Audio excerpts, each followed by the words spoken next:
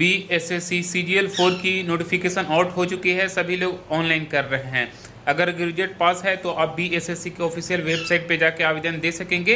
इस वीडियो में समझते हैं कि BSSC CGL 4 में एग्जाम पैटर्न कैसे होता है और सिलेक्शन प्रोसीजर कैसे होगा। इसमें आपका सिलेक्शन प्रोसीजर 2 फेज में होगा। पहला आपका PT होगा और दूसरा आपका मेंस होगा।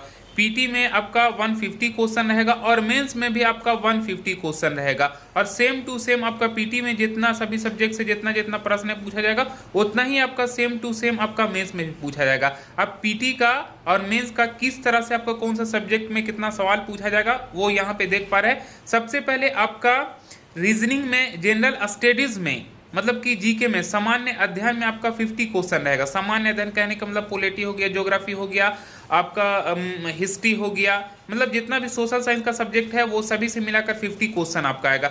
दूसरा आपका हो गया लॉजिकल रीजनिंग हो गया। रीजनिंग से आपका 50 क्वेश्चन रहेगा, मतलब कि जीके से और रीजनिंग से 100 क्वेश्चन हो गया।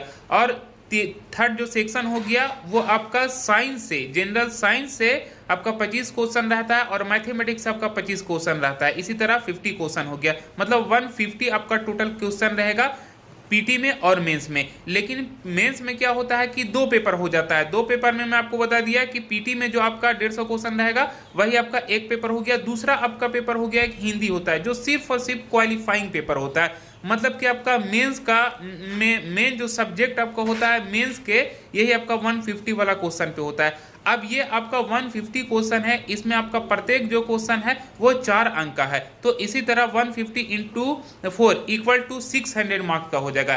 150 क्वेश्चन और आपका 600 अंक का हो जाता है। और इसमें आपका नेगेटिव मार्किंग 1/4 है। और इसके लिए जो 150 क्वेश्चन को सोल्यूशन करने के लिए जो टाइमिंग दिया जाएगा वो 2 घंटा 15 मिनट का टाइमिंग दिया जाएगा। Thank you.